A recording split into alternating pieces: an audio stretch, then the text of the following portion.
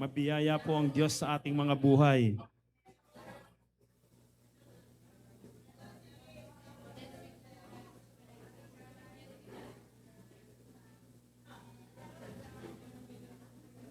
Praise God.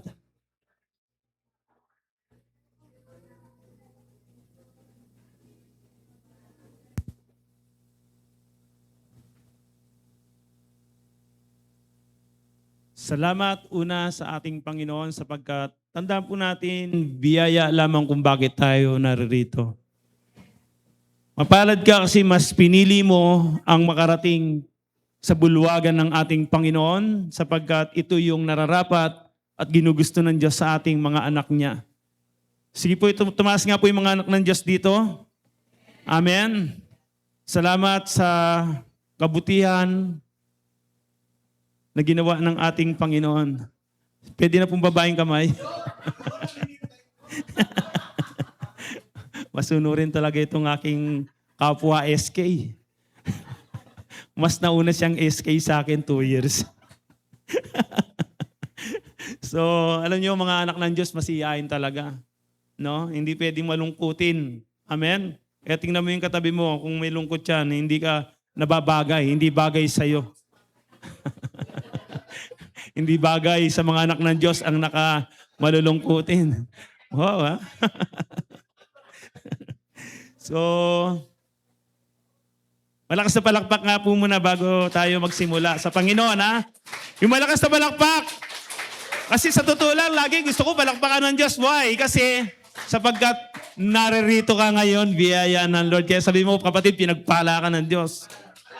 Kasi walang ngadlang sa pagpunta mo rito. Amen? Kaya nga, wow, grabe ang biyaya ng ating Diyos na buhay. So sa oras pong ito, muli ako ay nagpapasalamat sa Panginoon. Ako po ay tinayo sa inyong harapan sa pulpitong ito because of grace of God. Amen po ba? Biyaya ng Lord ang makatayo, yung mga nagpatutuo kanina, yung mga nagtestimony, biyaya ng Diyos yan. Kaya ka nagtitestimony, kaya ka umahawit, kaya ka na dahil pinasasalamatan natin ang ating Diyos. Amen po ba? So, salamat sa oras pong ito. Ang ating pong tatalakayin ngayon ay napakaganda. Tandaan po natin, sabi mo sa katabi mo, tinawag ka ng Diyos. Amen? Tinawag tayong lahat ng Panginoon because meron siyang planong maganda sa buhay po natin. Hindi ka lang tagabutas ng bangko, kundi para maglingkod sa Diyos na buhay. Amen po ba? So bago tayo magsimula ay gusto kong basahin po natin tayong lahat na nakatayo itong message ng Lord sa atin. Ang pamagat po niyan ay walang iba kundi the blessing of serving God. Okay, tayo po lahat ay tumayo. Basahin po natin siya sa Book of Exodus. Ano po? Yan. So, nakatalikod kayo. Wala kasi yung pasensya na po kayo.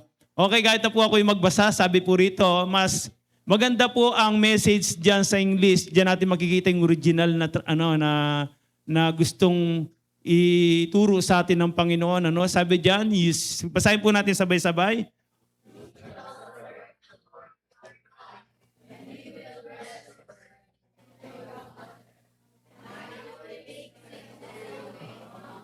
Okay.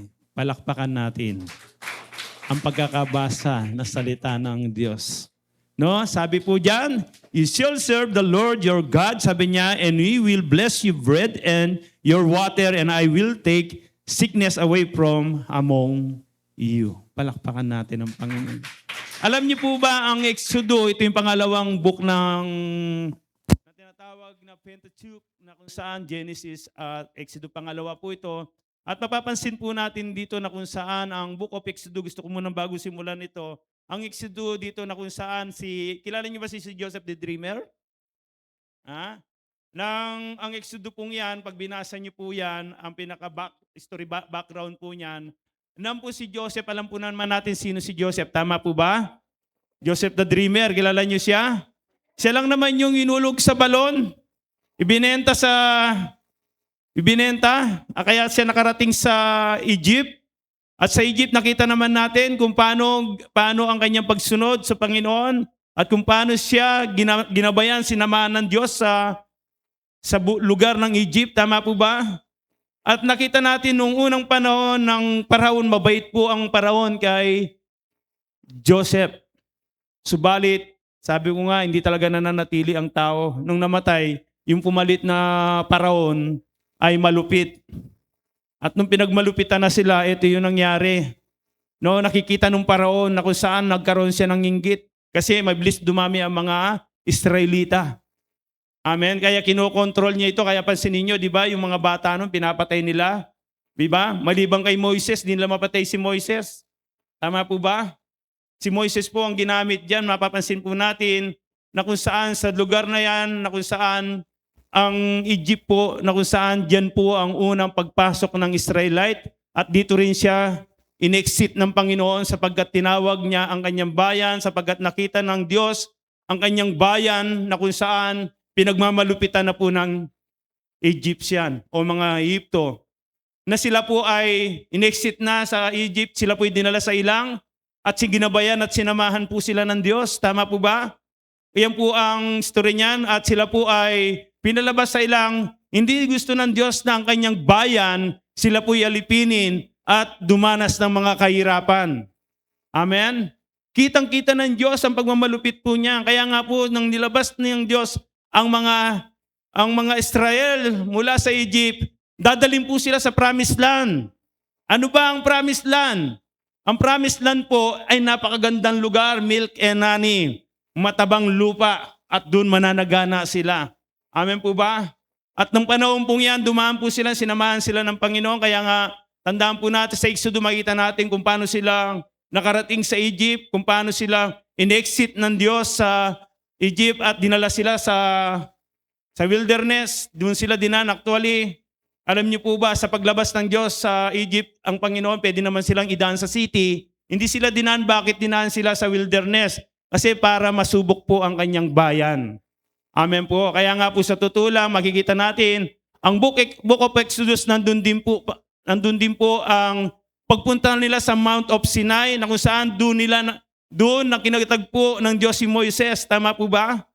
Si Moises para ibigay yung law, batas. Amen po ba? Para sundin at paglingkuran nila ang Diyos na makapangyarihan. Tandaan po natin, ang Diyos noon ay Diyos din natin pinaglilingkuran ngayon. Ang Diyos na pinaglingkuran natin, Diyos din ngayon. Meron bang pagbabago sa Diyos? Wala. Diyos noon, ngayon at pagpakailanman, mananatili ang kanyang pagka-Diyos. Amen po ba? Kaya dito, ang gusto kong i-share sa inyo itong the blessing of serving God na sinasabi diyan, you shall serve the Lord your God and I will bless your bread and your water and I will take sickness away from among you. Tandaan po natin, ang verse na ito ay nagpapakita ng tatlong malinaw na pagpapala para sa mga taong naglilingkod sa Diyos. Ang tanong, sinong gustong maglingkod sa Panginoon? Ba't yung iba ayaw? May pagdududa ba? Meron bang iniisip sa oras na ito pag pinaglingkuran ko si Lord? Baka sayang lang yung oras ko. Sayang lang yung panahon ko. Tandaan po natin, madalas kapag naririnig natin ang salitang serve God, iniisip agad natin na ito ay responsibility natin. O may pagsasacrifice o commitment. Kapatid, totoo naman yon. Pero yun po ay nakakalimutan ng marami ay may kasamang blessing ang paglilingkod sa Diyos.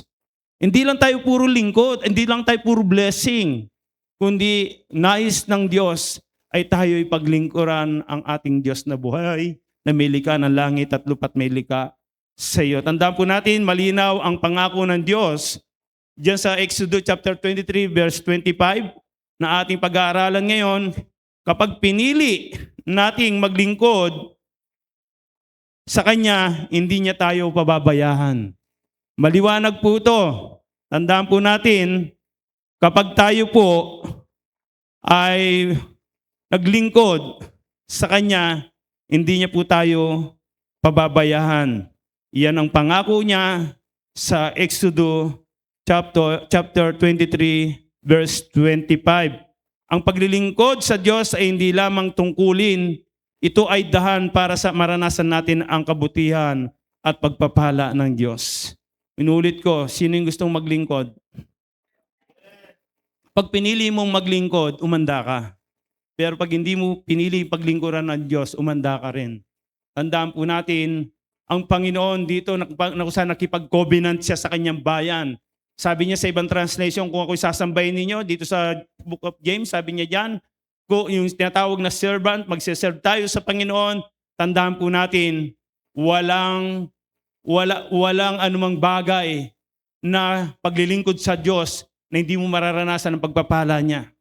Amen po ba? Kaya nga po sa totoo lang, kung nung naunawaan ko po at nakita ko ito yung kabutihan ng Panginoon, mula nung ako'y nagsuko ng buhay, nang nagsuko ng buhay ang ating kapatid na si Pastor Larry, makita natin kapatid, ako po sa totoo lang talagang dire-diretso po ako, hindi ako tumigil. Kasi nung abang binabasa ko ang Bible, umiyak ako sa Panginoon. Nakita ko po yung katapatan niya, yung kabutihan po niya na ginawa sa mga tao na nilikhan, larawan at tuwangis niya. Alam niyo sa Old Testament, kahit napasaway ang mga tao, nagkakasala sila sa Diyos, pero pinipilit pa rin ng Panginoon na sila'y abutin. Bakit? Kasi mahal ng Diyos ang kanyang mga nilikha. Sabi mo sa katabi mo, ikaw yun at ako yun. Kaya huwag ka na maging pasaway. Amen? Kapatid, naging pasaway ang bahay niya. Hanggang sa umabot po talaga sa sukdulan, talagang minsan pinagpapalit nila ang Diyos na namaylikha ng langit sa mga bagay na nilikha ng tao. Amen? Na wala namang magagawa. Subalit itong Diyos na lumikha ng langit at lupa at lumikha sa iyo na may magagawa sa buhay mo, dapat ito yung pinipili. Kaya ang Panginoon nagkaroon ng jealous God. Nagseselos siya. Akong lumikha. Ang sinasamba nyo, yung ginawa nyo. Amen ba? Maliwanag na binabanggit po dyan na kung saan kapag ka sila'y dumating sa pagsamba sa mga gawa ng kamay ng tao, alam niyo po ba ang nangyayari sa bayan niya? Dumaranas sila ng mga bagay na hindi magaganda sa buhay nila. At kapag nararanasan na nila ito, na kung saan parang iniisip nila na pinabayaan sila ng Diyos, kapatid, kailanman hindi nagpabaya ang Diyos. Ang nagpabaya ang mga taong nilikha ng Diyos. Ngunit, ganun na lang ang pag-ibig ng Diyos sa atin. Pilit niyang inahango ang kanyang bayan na pinili at inirang niya sa kapanaunang yon para maglingkod, sumunod sa kanyang kalooban. Kaya rito nabuo po yung chapter 20, verse 25 na nagipag-covenant siya sa kanyang bayan. Amen po ba na kung saan pag pinili natin paglingkuran ng ating Diyos na buhay, sabi ko nga po sa inyo kanina, umanda ka sa rumaragasang blessing. Amen po ba? Tandaan po natin ngayon, sabi rito, ang bread and water, tandaan po natin sa Bible ay simbolo ng basic needs ng buhay. Ipinangako ng Diyos na ang taong naglilingkod sa Kanya ay hindi niya pababayaan sa lahat ng pangangailangan ng mga pinili at inirang niya. Sabi mo nga sa katabi mo, alam niyo sa panahon na ito, kaya ka narito, isa ka sa mga pinili at inirang ng Diyos. Biyayaan ng Diyos kasi hindi po lahat ng tao pinili. Ang mga pinili, ikaw yung kaya, tanda mo kapatid, blessing sa atin yan. Yung piliin ka pa lang, biyaya na ng Diyos yan. Kaya ang gagawin po natin, wala tayong ibang gagawin kundi magpapatuloy sa mga naisin at gusto ng Panginoon sa atin. Sapagkat gusto ng Lord, i-bless ang buhay mo. Ang tanong, gusto mo bang i-bless ng Diyos ang buhay mo? Sumunod at paglingkuran mo ang Diyos. Palakpakan natin ang Panginoong Diyos na makapangyarihan. Tandaan po natin, amen? So dito makikita po natin ang kabutihan at katapatan ng ating Diyos na buhay. So tandaan po natin, number 1, papasok na po tayo dyan, ang number 1, serving God's bring provision. Okay. Serving God's provision, at tandaan po natin, andyan po yung mga supporting verse na yan. At meron ba tayong Bible dyan? Sa Matthew 6:33, tingnan natin. Yung tinatawag na serving God bring provision. At makita natin sa Mateo chapter 6 verse, tama ba? 33.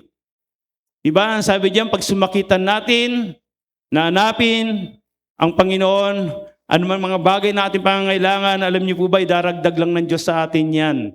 Amen po ba? So wala po, sira po yung ating water, hindi po makita. So, medyo malayo pa nga, medyo. Salamat. Palakpakan natin ang Diyos na buhay. Hallelujah. So yan po yan, tandaan po natin, ulitin kong pumuli ang Exodus chapter 23 verse 25. He will bless your bread and your water, no? Sabi ko kanina, ang bread at ang water sa Biblia ay simbolo ng basic needs ng ating buhay. Ano ba yung mga needs natin pang araw-araw na buhay? Tandaan po natin, ipinangako ng Diyos na ang tayo naglilingkod sa Kanya, hindi niya pababayaan sa pangangailangan. Kaya tandaan po natin, pag sinabing provision, malawak po yan. Pag sinabing provision, malawak po yan.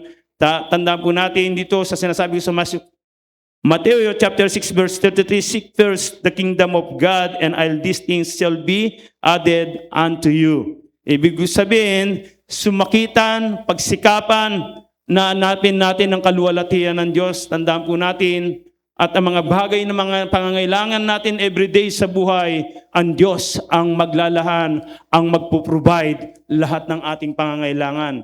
Tandaan po natin yan, no? At tandaan sa Psalmo chapter 37 verse 25, I have never seen the righteous forsaken, nor is seed begging bread. So titingnan po natin yan sa Salmo, dahil wala tayo dito, ayan. Titingnan natin siya sa awit, ano yan? 37. Ano sinasabi ng awit 37 ba? Okay, verse 25. Okay, makikita natin dito na kung saan ay napakaganda ng message na yan. 37 verse.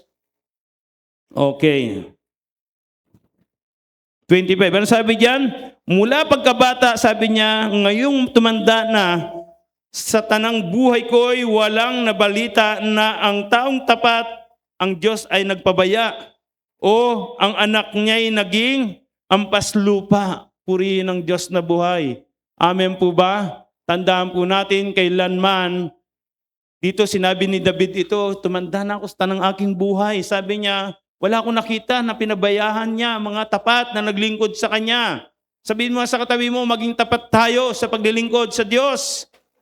At walang anak na naglilingkod sa kanyang magulang na pinabayaan ng kanyang ama ang kanyang anak. Kapatid, kapag nakikita tayo, kumikilos, na kahit hindi ka utusan, ginagawa mo, sumusunod ka, ang lahat ng mga bagay hindi mo pa hiningi, binibigay na.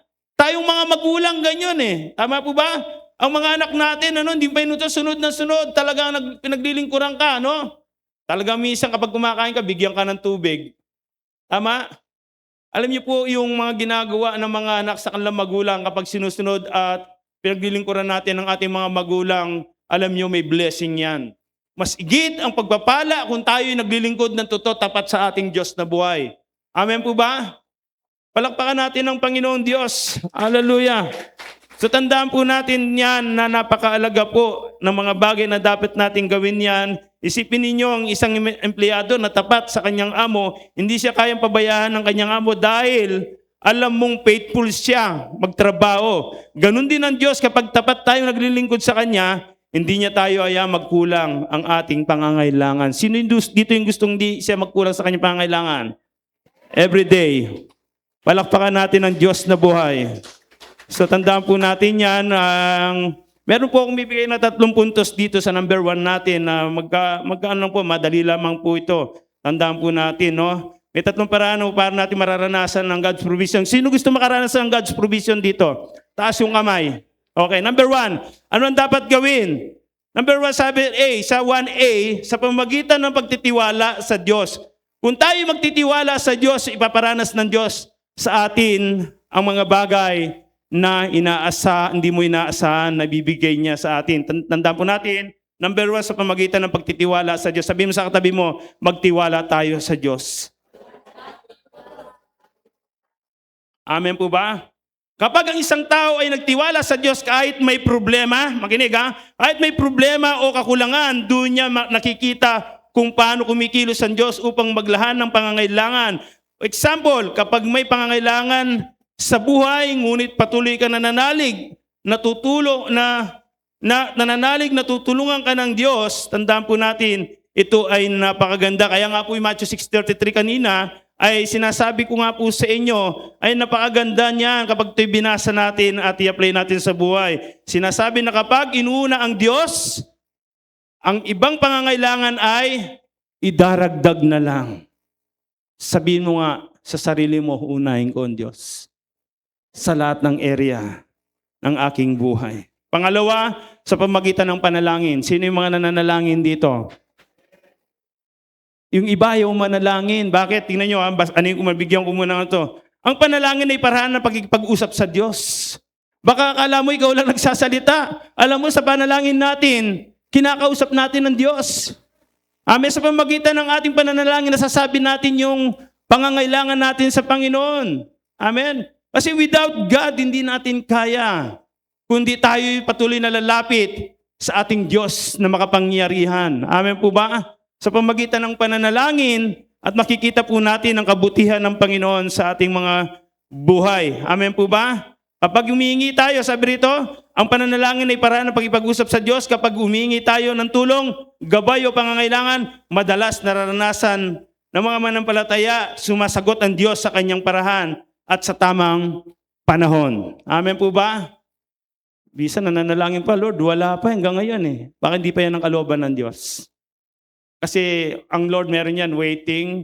As hindi kagad bibili, lalo na kapag hindi kalooban ng Lord. Lalo na, Lord, gusto ko mag-abroad. Marami minsan yung gusto natin, hindi yung gusto ng Diyos. Kailangan gusto ng Panginoon. Bakit? Kasi ang Diyos na ating tinanggap, pinaglilingkuran, gusto niya mapabuti ang buhay mo. Maraming mga tao na gusto nila mag-abroad. Yan na susunod. Sinabi ng Lord, wag. Nagpumilit, ayun umalis, nawasak ang pamilya. Pero salamat sa Panginoon, tinuturo sa ating ito mga kabataan, bago kayo magdesisyon, dapat isik nyo muna ang kalooban ng Panginoon po ito ay gusto, ayaw, para hindi tayo mapariwara, hindi tayo mapahamak. Kasi ilan na meron kami nakita, lalo na yung mga kapatid natin dito, merong hindi nakinig. Pero ano nangyari? Nawawasak ang pamilya. No? Sabi nga nung, ewan ko, ano ba ni Fred Aguilar yung kanta mo kanina, Pastor? Ay, yung, pala yung may kantang, ano ba yun? Ano ba yun? Yung hindi pwede yung yung kay yung kinakanta, napakasakit Kuya Eddie. Kuya Eddie, sabi niya tama po ba? O sige, tingnan ko kung alam niyo. Ang sinapit ng aking buhay. Saan daw? Kasi nagpakalayo-layo para maghanap buhay lang, no? Bahala na kayo. Pero pag-uwi niya, yung isang anak niya naging dalawa. Yung isang anak hindi kanya. Yung isa lang yung naging anak niya. Bakit? Kasi gusto lang nila yon. Pero kung naniniwala, tandaan niyo, sabi ng Bible, ang pagpapala ng Diyos ay hindi walang halong kabalisahan. Ang pagpapala ng Diyos ay may kapayapaan. Kaya pag balisa ka, hindi huwag mong tutuloy. Kaya nga, salamat sa ating Panginoong Diyos na makapangyarihan na mabuti ang Diyos nating buhay. Tama po ba? Sumasagot ang Diyos, tama po ba? Sa ating pananalangin, pag-ingi ng trabaho, pag-ingi ng lakas sa problema, pag-ingi ng gabay at desisyon, tandaan po natin, iyan ang naisin ng Panginoon. Diyan kumikilos ang provision ng Diyos sa atin. Tayong mga anak, wala namang anak na kapag humingi, na tama naman ang pag-ingi, kapatid, hindi mo babibigyan. Kung yung anak mo nga, sabi niya, humingi na ako pa kayang amang nasa langit. Hindi ko kayang ibigay. Tanda natin punong-puno ng provision, pagpapala sa ating Diyos kapag tayo ay naglilingkod sa Kanya. Amen po ba? Pangatlo, sa number 1, sabi niya, letter C, sabi niya, sa pamagitan ng pagsunod, nandiyan ba? Sa pamagitan ng pagsunod at paglilingkod sa Diyos, tandaan po natin, makakamit natin ng provision, yung tinatawag na serving God bring provision sa pamamagitan ng ating pagsunod, paglilingkod sa Diyos. Kapag ang isang tao ay sumusunod sa kalooban ng Diyos, ay naglilingkod sa Kanya, madalas niyang nakikita mga pagpapala, tulong at binibigay ng Diyos. For example, mga oportunidad na dumarating, tulong mula sa tao, kapayapaan at lakas na sa gitna ng mga pagsubok. Tandaan po natin yan, sa pamamagitan ng pagsunod at paglilingkod sa Diyos, makakamit natin ang provision ng Panginoon. Sinong gusto ng provision dito mula sa Diyos? Sabi mo, sumunod tayo. maglingkod tayo sa Panginoon. Alam nyo, napakabuti ng Diyos sa ating buhay. Tandaan po natin na ikaw na tapat, naglilingkod, at sumusunod sa kalooban ng Panginoon, paniwalahan mo, hindi ka mananatiling ganun ang buhay mo. Mababago at magbabago ang buhay mo. Dadaling ka sa marangyang buhay ng Panginoon. Dito pa lang, hindi sa langit. Dito pa lang ipaparanas sa iyo ng Diyos ang kapayapaan, kasaganahan. Sino rito yung naglingkod na matagal na pinabayaan ng Diyos? Iniwan niya ang lahat. Dahil tinawag siya ng Diyos, pinili siya ng Panginoon at tapat siyang naglingkod kahit na malalayo, kahit na talagang nagsisipag siya, nagsisipag, gumahayo, kailanman hindi nagkukulang ang Diyos sa mga taong nagsisipag. Kaya nga, sabi kanina, yung mga gusto mo na ang biyaya ng Lord ay maranasan mo, paglingkuran mo ang Panginoon. Amen po ba? Tandaan po natin yan, walang ibang ninanais ang Lord sa ating kundi paglingkuran. Tandaan po natin, nararanasan ang God provision sa pamagitan ng pagtitiwala sa Diyos, pananalangin, pagsunod at paglingkod sa Kanya. Tandaan po natin, iyan po ang napakagandang biyaya at pagpapala ng Panginoon sa atin. Kaya nga po yung mga hawit kanina, maglilingkod, nakakanta ba yun? Hindi, mamaya siguro. Maglilingkod ako ng buong puso. Amen? Ng buong puso at kaluluwa. Palakpakan natin ng Diyos. Salamat sa kabutihan ng Diyos sa ating mga buhay. Tandaan po natin ang paglilingkod sa Panginoon. Nagdadala ito ng provision. Ito ay biyaya ng Diyos sa ating mga buhay. Amen po ba? Palakpakan natin paminsan ng Panginoong Diyos. Oh God, thank you Jesus. Hallelujah. Salamat sa ating Panginoon. Ngayon po, nasa number 2 tayo. Tandaan po natin, serving God bring provision. Saglit lang po ito, 3 lamang po yan. Serving God bring provision. God's provide our need. Kanina yan, di ba? Nandito tayo sa pangalawa ngayon. Serving God bring provision. Tama ba? Provision pangalawa. Serving God bring protection pala. Sa protection tayo. Kanina tapos na yung pangalawa tayo. Serving God brings protection. Okay, protection. Sabi nga natin, protection. Sinong gustong protection dito? Kasi kung ikaw lang, di mo kayang ingatan ng sarili mo eh. Tama po ba? At pakatandaan po natin yan. Dito sinabi sa Exodus chapter 23 verse 25, I will take sickness away from among you. Tandaan po natin, ang pangako ng Diyos ay protection at divine covering sa kanyang mga lingkod. Sabi mo nga sa katabi mo, lingkod tayo ng Diyos. Gusto ko muna ipaalala sa inyo to, hindi ibig sabihin na hindi na tayo nakakaranas ng problema o sakit. Tama po ba?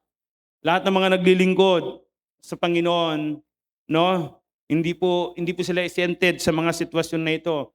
Tayo ay tinatamaan pa rin ng mga nakakaranas pa rin ng mga sitwasyon na problema o sakit. Pero ang ibig sabihin nito ay Diyos. Ang Diyos mismo mag-iingat po sa atin.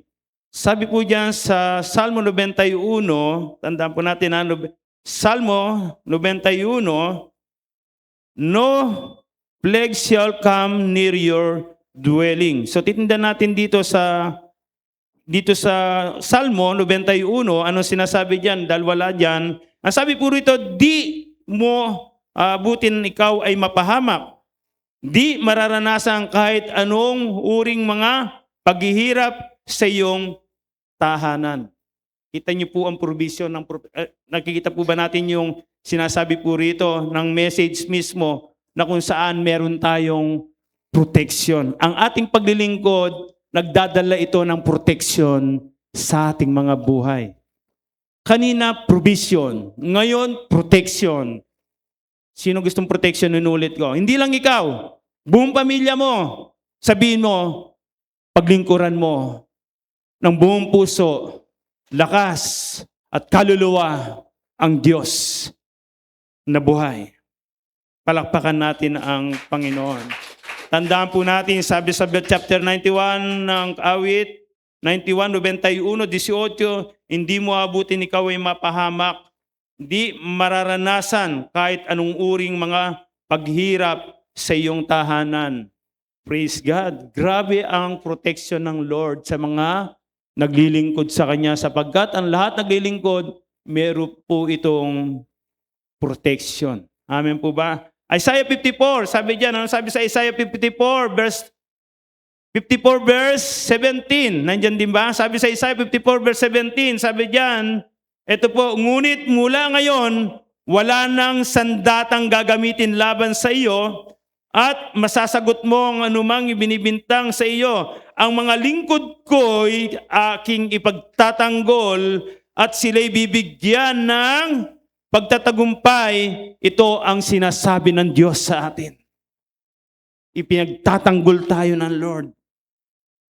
Tama po ba? Iingatan tayo ng Diyos. Ulitin ko muli sa message nito na napakaalaga po na ating pong makita ang protection ng Panginoon, no? Sabi rito sa B, sabi niya, ang mga lingkod ko'y aking ipagtatanggol. Pag sinabing ipagtatanggol, anuman ang mga sitwasyon na dinadahanan mo, mga persecution sa buhay, kapatid, ipaubaya mo sa Diyos. Sinabi rin sa New Old Testament yan. Sabi niya, ang laban mo, hindi mo laban, kundi laban ko yan. Kaya ibigay mo sa Diyos yan. Kapag tama ang ginagawa mo, at tama ang mga paglilingkod mo sa Panginoon, kapatid, maraming mga persecution na nagaganap sa iyo, huwag kang mabahala. Kasama mo ang Diyos. Ipagtatanggol ka sa mga iba't ibang sitwasyon na dinadahanan natin. Bakit? Dahil nakita ng Lord ng katapatan. Ang gawin mo kapag dumadaan ka sa persecution, huwag kang iinto sa paglilingkod. Magpatuloy ka na may kagalakan sa puso. Makikita mo lahat ng mga sitwasyon na dinadahanan mo, kayang itaboy ng Diyos yan. Pagtatanggol ka niyan. Sapagkat alam ng Diyos ang ating paglilingkod. Sa totoo po, ang isang lingkod o lalo na mga pastor, mga sumusunod sa kalooban ng Panginoon. Kasi ang demonyo, ayaw niya maglingkod ka. Anong gagawin ng demonyo? Bibigyan ka tawag dito? Distraction. Gagamit siya ng ibang tao hanggang ikaw man bumitaw sa paglilingkod. Kapatid, ayaw ng Diyos na ikaw ay tumigil sa paglilingkod. Ano man sitwasyon na dinadaan mo, hindi ko alam kung ano dinadaanan mo. Pero tandahan mo, may pangako ang Diyos. Ipagtatanggol ka sa lahat ng sitwasyon na dinadahanan mo at makikita mo ang kabangyarihan ng proteksyon ng Diyos sa iyo. Hindi mo kayang ingatan ng sarili mo, pero kaya kang ingatan ng Diyos. Palakpakan natin ang ating Panginoong Diyos. Hallelujah. Amen? So napakaalaga po na makita natin yan. Hindi lang ipagtanggol. At sila bibigyan ko ng tagumpay, victory. Mananagumpay po ang lahat ng mga anak ng Diyos na naglilingkod ng tunay sa Kanya. Walang sitwasyon tayo na dadahanan na hindi tayo magtatagumpay. Amen? Kaya sabihin mo, mananagumpay ako. Dahil sa Diyos na aking pinaglilingkuran. Parang mabagal na rin nung ako yun. Ulitin natin, magtatagumpay ako. Because of God na aking pinaglilingkurang tunay. Kaya kapatid, huwag mo sayangin panahon ng oras mo sa lahat ng sitwasyon. Kapatid, ibigay mo na ang the best para sa Diyos. Amen? Tandaan po natin yan. Yan ang pinakamaganda. Tandaan po natin na meron dito 3 ulit. Binigyan ko ng para mabilis lang naman po ito. No? Napakaganda po rito ng serving God bring protection. May mas malalim na kahulugan kaysa simpleng hindi ka na masasaktan kapag naglingkod ka sa Diyos. Narito po, number 1, tandaan po natin, ito yung letter A sa number 1 natin, ay number 2 natin kanina. Sabi rito, protection sa spiritual. Pag sinabing protection sa spiritual, tandaan po natin, makinig kayo. Mamaya po tayo magkukwentuhan para maranasan natin tong pagpapala ng Diyos sa pamagitan ng ating paglilingkod. No? Tandaan po natin yan. Kapag naglilingkod ka sa Diyos, mas nagiging malapit ang relasyon mo sa Kanya. Tama po ba? Sino rito yung mga lingkod ng Diyos? Kaya sabi kanina nung isa nagpatuto, kapag tayo naglilingkod, mas lalo tayo talaga lumalapit, nagtitiwala sa Panginoon. Why? Kasi nakikita mo kakaiba ang pagbibigay ng protection ng Lord sa atin. Tandaan natin, malapit ang relasyon mo sa Kanya dahil dito, mas magiging matatag ka laban sa tukso. Amen? Laban sa tukso, kasalanan, at masamang impluwensya. Ibig sabihin, ang proteksyon ay hindi lang physical, kundi proteksyon ng ating kaluluwa at ng ating pananampalataya. Palakpakan natin ang Diyos na buhay. Pangalawa, sa number 2 natin, yung tinatawag na God's protection na nung sa ating paglilingkod, gabay sa tamang desisyon. Ito na yung sinasabi ko po. Gabay sa tamang desisyon. Ang taong naglilingkod sa Diyos ay ginagabayan ng kanyang mga aral. Sino yung mga nag-aaral na salita ng Diyos? Alam niyo, kapag tayo may aral na taglay mula sa Panginoon, gagabayan po tayo ng kanyang salita. Tama po ba? Sabi niya rito, dahil dito mas nakakaiwas siya sa mga desisyong maaari magdulot ng kapahamakan o problema sa ganitong paraan. Paglilingkod sa Diyos ay nagiging proteksyon sa buhay. Nagkakaroon tayong proteksyon sa ating mga buhay. Amen po ba? Gabay sa tamang desisyon. Katulad ng sinabi ko sa inyo kanina, kailangan lagi tayong dumipende sa kung anong gusto ng Panginoon. Kapag ang Diyos ang siyang patuloy natin na pinaintulutan, kumilos sa ating buhay, tandaan natin, hindi ka mapapahamak. Puproteksyonan ka ng Diyos sa lahat ng area ng ating buhay. Gagabayan tayo sa tamang desisyon. Kapag ang Diyos gumabay sa ating tamang desisyon, sinusigurado sa iyo, walang talo, kundi laging panalo. Laging victory, mananagumpay po tayo. Palakpakan natin ng Panginoon. Pangatlo, sa number 2, letter C. Sabi rito, kapayapaan sa loob. Ibig sabihin, kapayapaan sa loob. Kahit may problema o pagsubok ang tao, naglilingkod sa Diyos ay may panloob na kapayapaan at lakas na loob dahil naniniwala siya, hindi siya pinabayaan ng Diyos. Ito ay protection na emotional at mental na kabuuan ng ating buhay. Amen po ba? Tandaan po natin yan. Naglilingkod tayo sa Diyos ay may panloob ng kapayapaan. Kaya nga po, sa totoo lang, mayroon man tayong dinadaanan kahit may mga problema, pagsubok, pero we still, ang kapayapaan nasa atin pa rin. For example, ang kapayapaan katulad ng mga giyera, yung iba nagpapanik. Pero tayong mga Kristiyano, sa ating kaloob-looban, paisi-isi lang tayo. Bakit? Alam natin na merong biyaya ang proteksyon ng Panginoon sa ating buhay. Hindi ka gugutumin ng Diyos. Amen ba? Hindi ka pababayahan ng Diyos. Kaya pag may giyera, kapatid, tandaan po natin, ang gawin mo lang talaga, katulad ng sinabi kanina, manalangin lang, magtiwala sa Diyos. Iyan ang dapat nating ginagawa. Hindi ka nagpapanik. Kaya sabi ng Panginoon, huwag kayong mabalisa. Ang kailangan lang natin magtiwala sa Diyos, Ama at sa Kanyang anak na walang iba, hindi si Jesus Christ. Tandaan po natin, dahil naniniwala siyang hindi pinabayaan ng Diyos, itong proteksyon ng mga emotional at mental protection, iniingatan po ang ating mga puso't isipan. Tandaan po natin, pangapat, ibig sabihin ng walang problema, mahalagang tandahan, ang paglilingkod sa Diyos ay hindi garantiyaw na walang mangyayaring masama. Kahit ang mga tapat na tao sa Biblia ay dumaan sa paghihirap, ang ibig sabihin, proteksyon ay hindi ka iiwan ng Diyos at tutulungan Kanya malalampasan ng mga pagsubok. Tandaan po natin, ang serving God's bring protection ay nangangahulugan kapag naglilingkod ka sa Diyos, binibigyan Kanya ng gabay, lakas, kapayapahan, at spiritual na protection upang malampasan ang mga hamon sa ating mga buhay. Palakpakan natin ang Panginoon Diyos. Hallelujah. So salamat sa biyaya ng ating Panginoon sapagkat naniniwala po ko ang lahat ng mga bagay na kung saan na mga anak ng Diyos, kapatid, magtiwala ka at manalangin lang, nandun ang proteksyon ng ating Panginoon sa ating lahat. Amen po ba? So tandaan po natin yan. So, pangatlo, tandaan natin pangatlo, nandito tayo sa kapayapaan na kanina, tapos na yan. Sa ating pangatlong topic, yung serving God's bring favor. Ito na ang kagandahan dito. Yung sinasabi ng salita ng Diyos na kung saan serving God's bring favor, yung tinatawag na God's open door. Nagbubukas ng pintuhan ng pagpapala ang Diyos sa mga anak niyang naglilingkod na tuloy-tuloy. Ano man sitwasyon na dinadahanan niya, laging may favor. Tandaan po natin yan. Kapag ang isang tao ay naglilingkod sa Diyos, nakakaranas siya ng favor sa Panginoon. Alam niyo po ba yung favor na hindi naman mo talaga pero binibigay na ng Diyos? Naintindihan po ba natin yan? Kapag isang tao naglilingkod sa Diyos, nakakaranas ng favor ng Panginoon. Ang favor ng Diyos ay mga Pagkakataong hindi kayang ipaliwanag ng tao. Minsan hindi kayang nating isipin.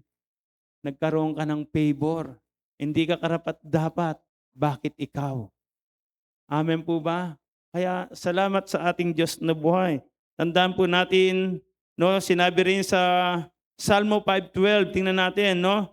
Awit, sabi riyan, 5. Tingnan natin. Sa awit 5, makikita natin sa ating tinatalakay ngayon ay Salmo 5:12. At papansinin po natin dito na kung saan na sinabi po diyan, you surround the righteous with favor like a shield. Sa Tagalog, dito po, sabi niya, pinagpapala mo o Yahweh ang mga taong matuwid at gaya ng kalasag, protektado sila ng iyong pag-ibig. Wow! Protection pa rin yan ng Panginoon sa atin. Amen? Pero dito tandaan po natin, may favor tayo. O saan sa tuwing sa dumadaan tayo iba't ibang klaseng sitwasyon, mayroong favor ang Diyos sa atin. Kaya sabi mo sa katabi mo, kapatid, may favor tayo sa Diyos. Hindi natatapos doon, paglingkuran mo lang siya ng buong puso at tapat. Amen po ba? Tandaan po natin, sa Deuteronomy, makikita po natin ang favor diyan. Sa Deuteronomy chapter 28 verse 1 to 2. Ay napakaganda po nito na kung saan makikita po natin yung favor ng Diyos sa atin. Sa Deuteronomy, papansinin po natin yan na kung saan simpleng mensahe pero napakalaking impact nito sa buhay ng mga naglilingkod sa Diyos. Okay, tingnan natin. Sa Deuteronomy 28:1-2, all these blessings shall come upon you and overtake you. Sa Tagalog, tingnan nyo 1 and 2, tingnan natin ha. Kung susundin lamang ninyo si Yahweh na inyong Diyos at tutuparin ang kanyang mga utos, gagawin niya kayong pinaka-dakila sa lahat ng mga bansa sa balat ng lupa. Verse 2, mapapasain nyo ang lahat ng mga pagpapalang ito kung susundin ninyo ang Diyos ninyong si Yahweh. Ang tanong, paglilingkuran mo ba? Sumunod sa Panginoon o hindi? Tandaan po natin, may blessing po rito. Ang biyaya ng Panginoon kapag ang Diyos ang nagsalita, kailanman hindi sinungaling ang Diyos na nangako sa atin. Kung paglilingkuran natin siya, kung susundin natin ang kalooban ng Diyos, kapatid, tandaan po natin, hindi ka maagrabyado. Ang gawin mo lang, kung anong pinagagawa ng Diyos sa iyo, sundin mo lang. Alam niyo po ba yon? Sundin lang natin ang Panginoon sapagkat alam natin may kaakibat na blessing po ang pagpapala ng Diyos sa atin. Ulitin ko lang po sa verso, sabi niya, mapapasa inyo ang lahat ng mga pagpapalang ito kung susundin ninyo ang Diyos na inyong si Yahweh. Meron po siyang inihingi rito. Kung ba't susundin natin ang Diyos, mapapasa atin lahat ang blessing na pinangako ng Diyos. Salamat na dapat maunawaan po natin to kahit kabataan ka pa lang ngayon, bata ka pa lang, tinawag ka na ng Panginoon. No? Kasi may plano nga maganda ang Diyos sa atin. Kung susundin natin at paglilingkuran ng Diyos, sinusigurado ko sa iyo, hindi ka mapapahamak. Kapatid, lagi kang may favor sa Diyos. Walang mahirap para sa Diyos. Naniniwala po ba tayo? Lahat kayang ibigay. Walang imposible sa Diyos sa mga bagay na pangangailangan natin. Kanina, God's provision, ang paglilingkod ay may kasamang itong pagpapala. No? Provision, protection, ngayon po ito yung tinatawag na favor. Na favor. Kaya nga pag sinalan, Lord, favor lang po para sa anak ko. Lord, favor lang po sa family ko, sa trabaho ko. Alam nyo, tumutugon ang Diyos dyan. Kapag nakikita niya, no? May tatlo po kung paano natin makukuha ang mga bagay na ito na kung saan yung God brings favor. Na napakaganda po, number 1, para sino gusto magkamit ng favor ang Diyos dito? Yung favor na kung saan hindi ka lang pinaboran ng tao, kundi ang Diyos ang nagbigay ng favor. Number 1, ano ang dapat gawin para makamit natin yung favor ng Diyos sa atin? Number 1, unahin mo ang Diyos. Unahin ang Diyos. Pag sinabing unahin ng Diyos, sa pagising mo pa lang sa umaga, Ano ang binubunot mo? Ayun yung hinahawakan mo. Ang Bible ba o cellphone? Ang galing. May wisdom yun ha.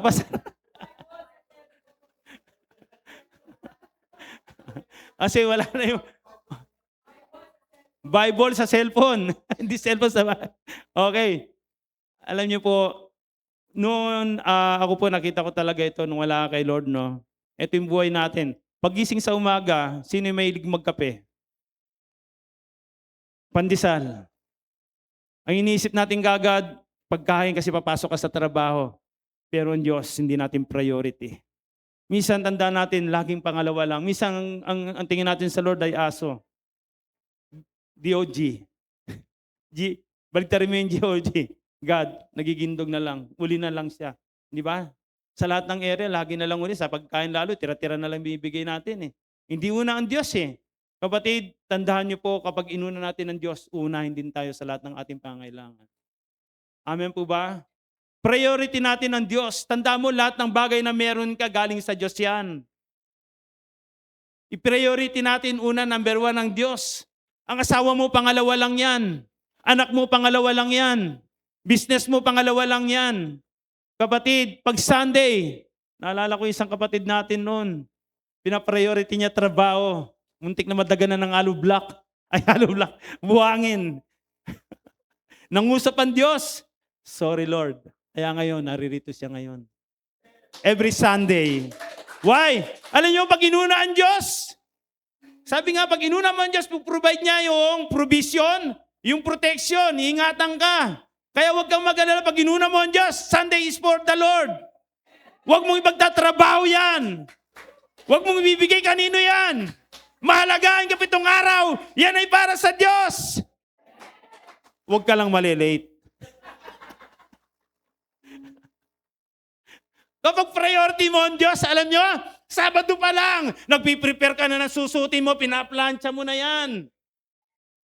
Kasi nung nakilala ko ang tunay na Diyos na ito na ating pinaglilingkuran, nakita ko yung kabutihan, katapatan niya sa tao at nagbigay ng oras at panahon. Alam niyo po ba, nang ako'y nagsimulang kumilala sa Panginoon, namamalengke ako nagluluto. Piniprepare ko na yung pagkain ng aking pamilya at yung aming babahunin para pagpunta namin sa church, kami kakain muna ng salita ng Diyos. After namin kumain ng salita ng Diyos, ang aming spiritual, kakain naman ng physical. Ibig sabihin, wala akong napapabayaan, inuuna ko ang Diyos. Una, mananalangin ka muna sa umaga. Ang priority lagi ang Diyos. Unahin mo ang Diyos everyday ng buhay mo. Manalangin ka. Kausapin mo ang Diyos. Magbasa ka ng mensahe ng Panginoon na mag-guide sa iyo sa katotohanan upang hindi ka mapahamak at hindi ka maligaw. Dapat inuunan natin siya. Hindi pagising natin sa umaga, anong pagkain ma? Inisip natin trabaho. Alam niyo sa totoo, no, pag may project ako, nung wala pa ako kay Lord na may kontrata ako, hindi ako mangganda tulog. Kasi iniisip ko, magkano kikitain ko? Ano ang diskarte nito? Kasi bakit? Nananangan ako sa sarili kong karunungan lang. Pero sabi nga ng ating kamukha ko, SK, na mas nauna sa akin 2 years, ngayon, kapag say mag-preach daw na Sunday, 3:00 pa lang, gising 2:00. Bakit?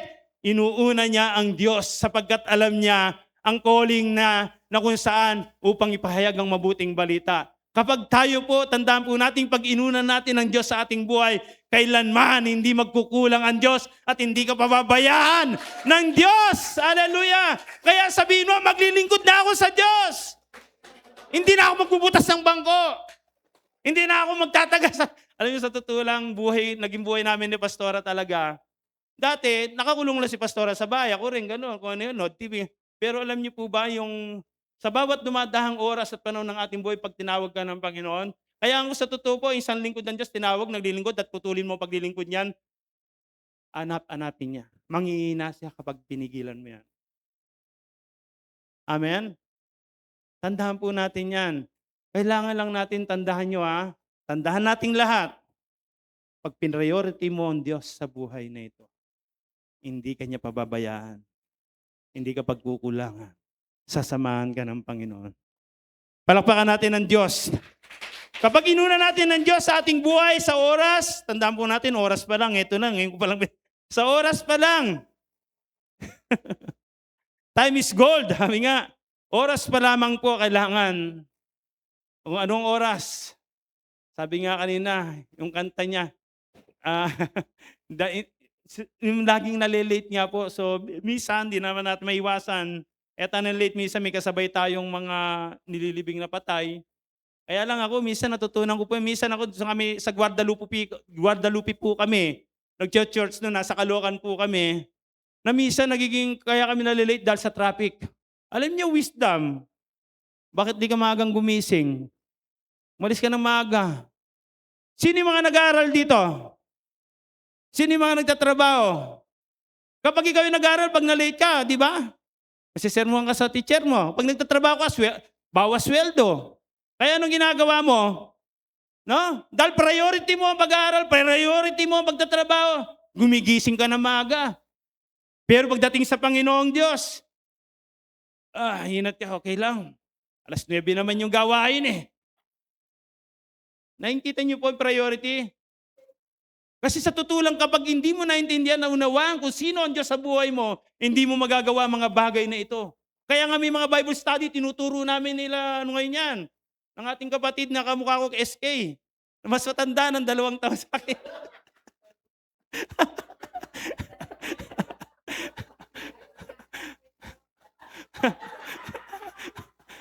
Mga kabata. Huwag nasabi na 2 taon. Okay, parehas tayo SK.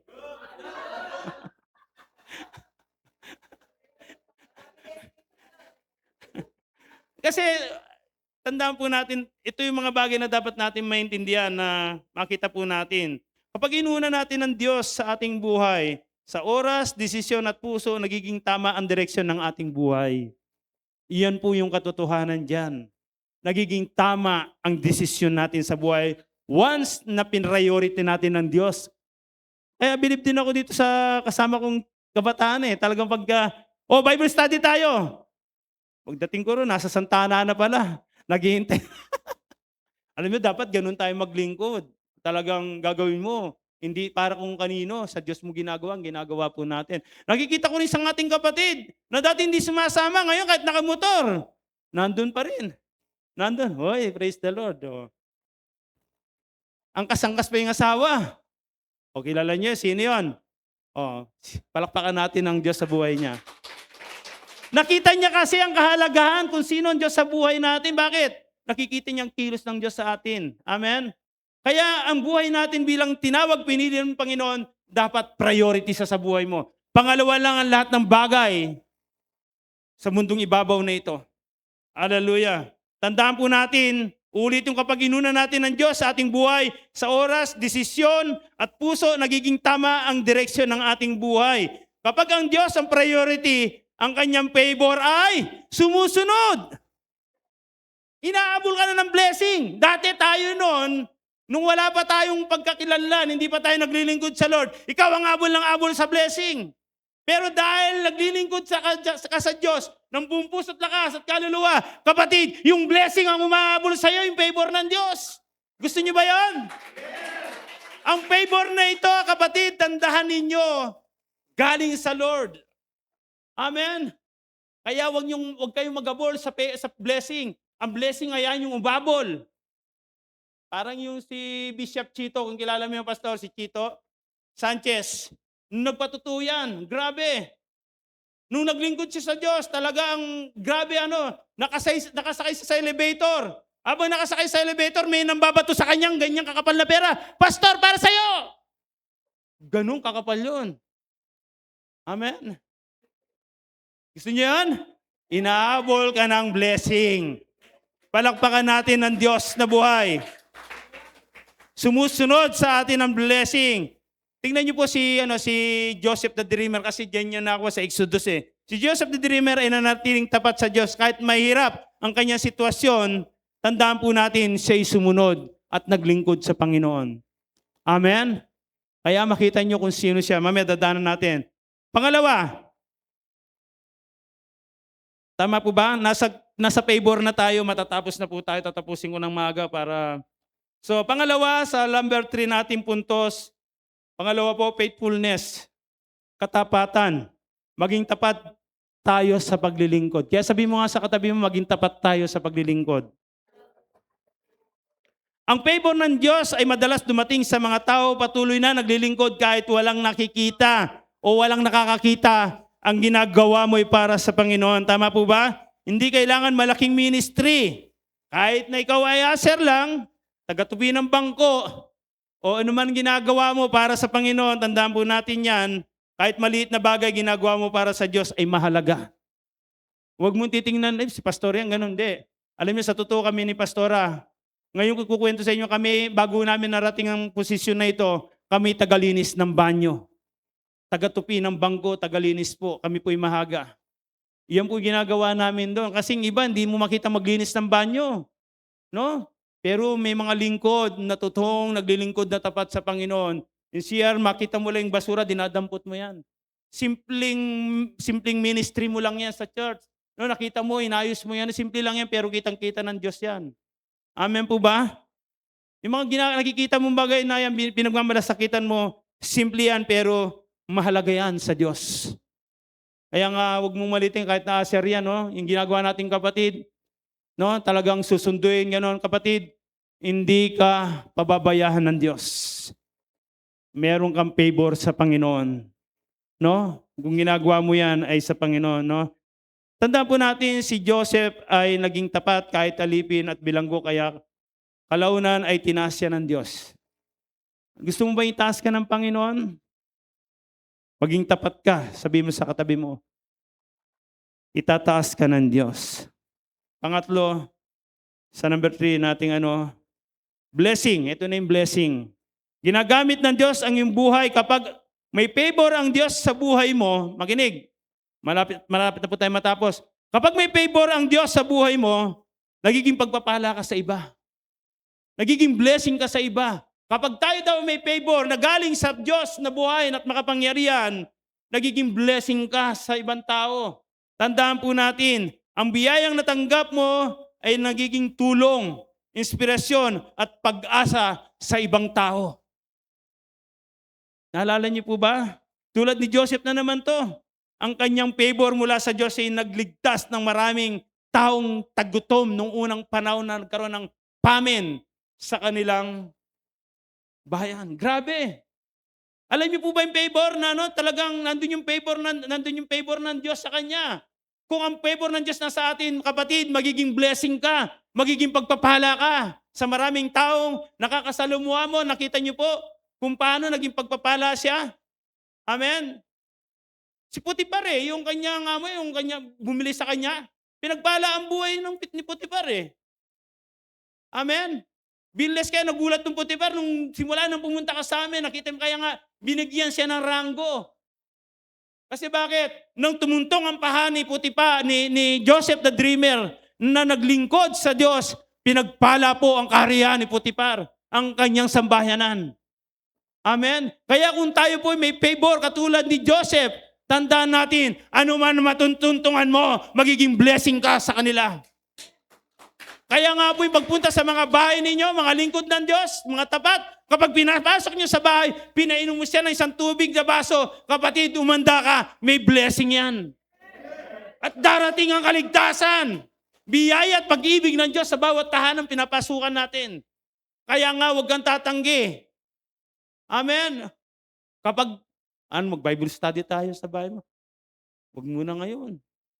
Alam nyo, dinadala na ng Lord kapag ang isang taong may favor sa Diyos at pinapasok mo sa tahanan mo at dinikitan mo ito, kapatid, sigurado, may blessing ka.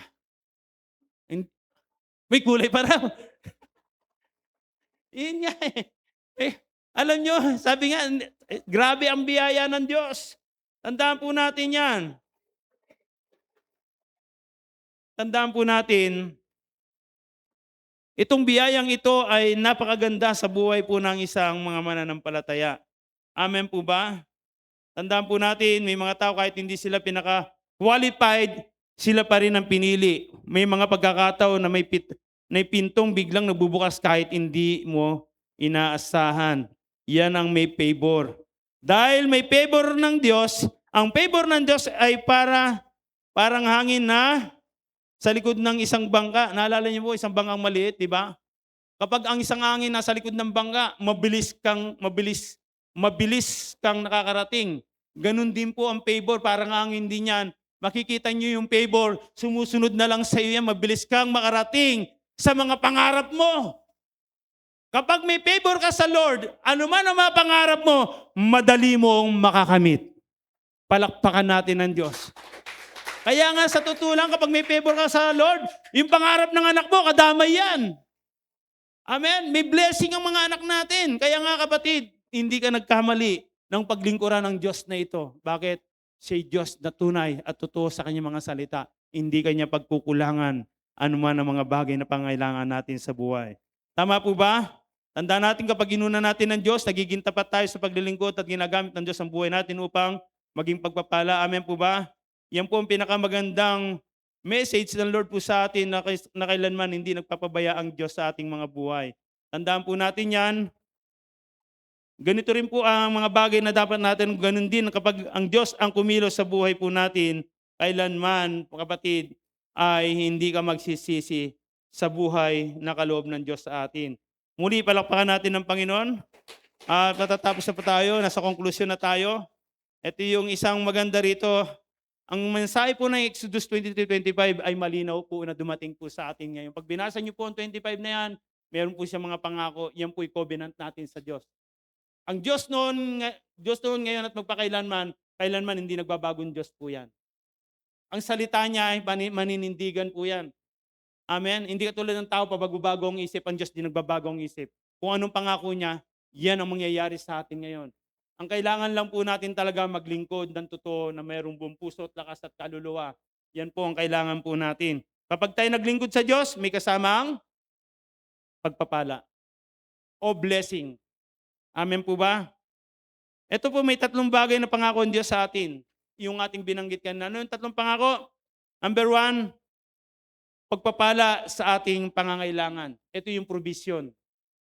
Amen? Kapag tayo naglingkod sa Diyos ng buong puso at lakas at kaluluwa, meron siyang provision. Ito yung pagpapala sa ating pangangailangan sa araw-araw ng ating buhay. Pangalawa, kapag tayo naglingkod ng totoo sa Panginoon, ng buong puso at lakas at kaluluwa, nandun yung proteksyon, pag-ingat sa ating buhay, hindi lang sa buhay mo, sa buong pamilya mo. Tandaan po natin yan. Magugulat ka na lang. Tingnan mo, muntik pero hindi nangyari. Amen po ba? Kasi makita natin yung protection dyan eh. Amen po ba? Pangatlo. Ano yung pangatlo? Kapag naglingkod ka ng buong puso at lakas at kaluluwa sa Lord, meron kang favor, pagbubukas ng mga pintuan, oportunidad sa iyo, sa ating lahat. Opportunity. Ito yung tinatawag na favor ng Diyos sa atin. Amen po ba? Kaya ito po yung tanong sa atin sa umagang ito bago po tayo mag-close. No? Tandaan po natin, ang tanong, nagpapasya ba tayong maglingkod sa Diyos ng buong puso? Ngayong umaga? O wag muna Lord, tsaka na lang. Narinig mo ang message na ito dahil sabi ko nga po sa inyo, ang mensahe ng Lord ay totoo. Hindi siya tao, pag sinabi, hindi natutupad. Pero kapag ang Diyos nagsalita, binabantayan niya po ito. Pinatutupad niya po ito sa mga taong nag-apply ng kanyang mga salita. Amen po ba? Kaya kapag ito po ay sinabuhay natin na paglingkuran ang Diyos sa panahon pong ito, kapatid, hindi ito kawalan. Karagdagan ito sa mga mananampalataya. Tandaan po natin yan. Amen po ba? So, sabi rito, nagpapasya ba tayong maglingkod sa Diyos ng buong puso? Taas nga po yung kamay. Mamaya, alam niyo pagtaas yung kamay, o baba niyo na.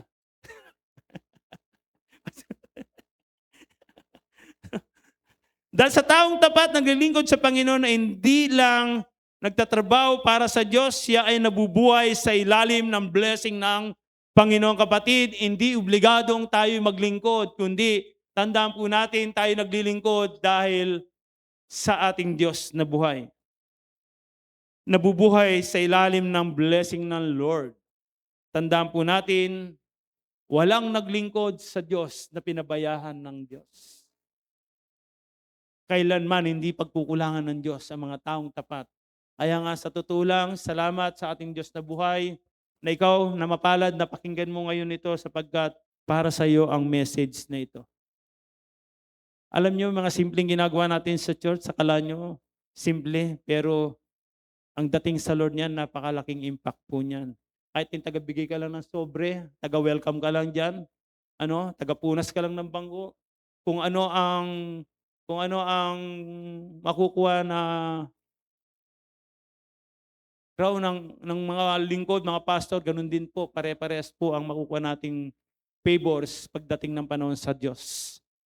Hindi ka magkukulangan kailanman dahil ang favor, ang provision, protection at favor ay hahabulin ka nito once na pinaglingkuran mo ang Diyos na buhay.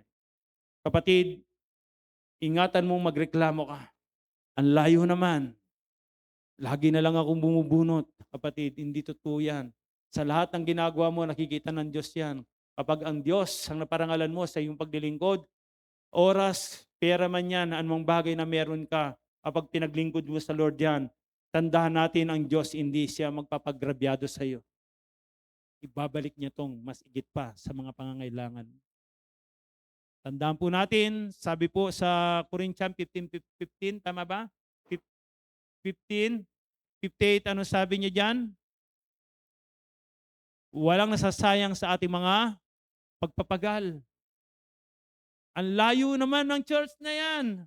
Alam niyo, sabi ko nga po sa inyo, yung paglilingkod natin, awitan mo si Lord dito. Kapatid, yung ginagawa natin paglilingkod, tandaan po natin marami sa church, ministry. Kailangan nating paglingkuran ng buong puso at lakas at kaluluwa ang Panginoon. Huwag kang magpapadala sa sitwasyon mo para pigilan ka sa paglilingkod. Kapatid, hindi ito makakabuti sa atin. Sapagkat lahat tayo binigyan ng mga gift ng Lord, kung pagsasama-samahin natin ito, huwag tayong mapapagod sa paggawa ng mga bagay na pinagagawa ng Diyos. At makikita po natin yung tinatawag na provision, protection at favor ng Diyos, mararanasan po natin yan. Tandaan po natin, ang nakako ay hindi tao, kundi nangako ang Diyos. Palakpakan natin ang Panginoon. Salamat sa ating Diyos na buhay, kapatid. Ngayong mensaheng ito, narinig po natin sa atin sa oras na ito, kapatid, huwag ka nang magsayang ng oras at panahon. Ibigay mo na ang the best na paglilingkod sa Panginoon. Tayo po